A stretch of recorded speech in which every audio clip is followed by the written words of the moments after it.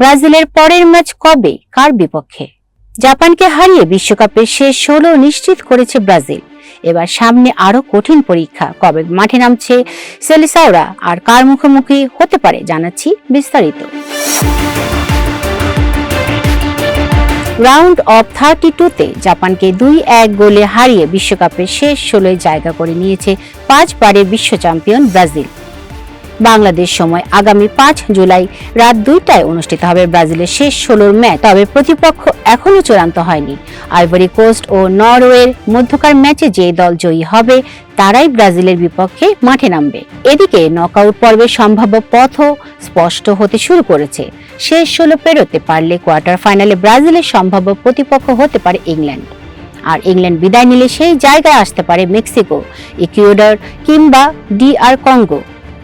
সব বাধা পেরিয়ে সেমিফাইনালে উঠতে পারলে ব্রাজিলের সামনে অপেক্ষা করতে পারে চির প্রতিদ্বন্দ্বী আর্জেন্টিনা। এখন দেখার বিষয় বিশ্বকাপের মঞ্চে ব্রাজিল কত দূর পর্যন্ত তাদের সোনালী যাত্রা ধরে রাখতে পারে।